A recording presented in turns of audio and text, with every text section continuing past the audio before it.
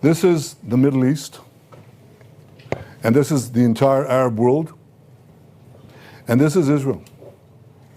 It's one of the world's tiniest countries. I give it the thumb test. This is a big one, so you need a bigger thumb. But it's a tiny country. It's one of the tiniest countries on the planet. It's, I think, 1/10 of 1% of the territory of the Arab world. Maybe I'm wrong, maybe it's 2/10 of 1%. It goes from the river is right here, that's the Jordan River, to the sea, the Mediterranean Sea. So when Hamas is talking about liberating Palestine from the river to the sea, basically what they're saying is destroy Israel. Tiny. And here's Gaza there. This is the red thing that you see here. That's Gaza. Now I want to zoom in. When I zoom in, remember how tiny this is. Remember the distances here. Now take a look. Here it is enlarged. This is Israel. This is the Mediterranean Sea. The Jordan River is right here. This is Egypt and the Sinai Desert. Now look at Gaza. Where is Gaza? Gaza is implanted in this tiny country, 30 miles from Tel Aviv, 40 miles from our capital, Jerusalem, 30 miles from Beersheba. These are three of Israel's largest cities. Gaza is within spitting distance to them. Israel, up to the disengagement agreement of 2005, Israel controlled this border under an agreement with Egypt after the Camp David peace accords. We controlled this part, which is called the Philadelphia corridor. I'll talk about that in a minute.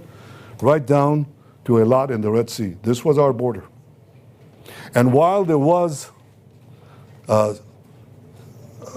I would say, a minimal amount of terrorism, we didn't really face a big problem. Let's zoom in on that a bit more. Here's Gaza Strip enlarged. Again, this is the situation in Gaza before the disengagement of 2005. And the Gaza Strip is firmly under Israeli control. We control the maritime border. You can't smuggle in weapons. They tried, but we stopped it.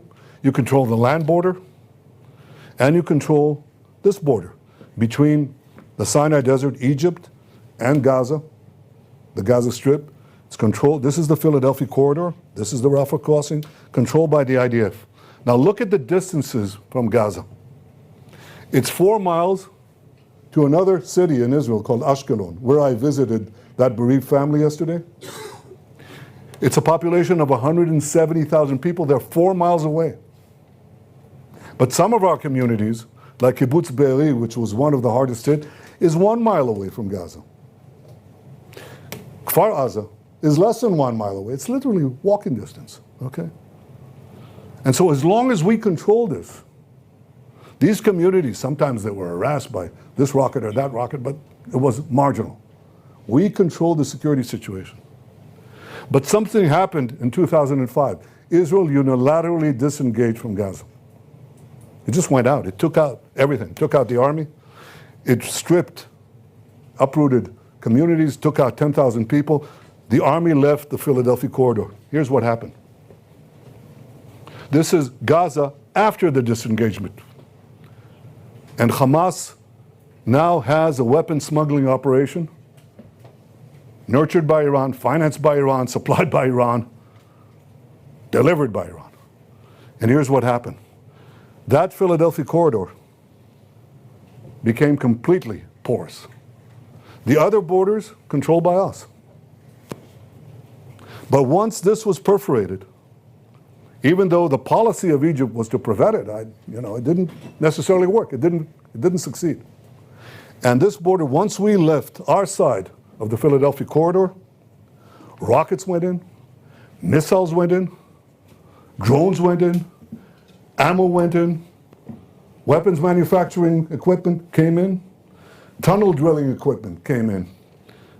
Once we got out, once we left the Philadelphia corridor, Iran could carry out its plan to turn Gaza into a base, a terrorist enclave that would endanger not only the communities around it, but would endanger Tel Aviv, Jerusalem, Beersheba, the entire country of Israel. It became a huge terrorist base.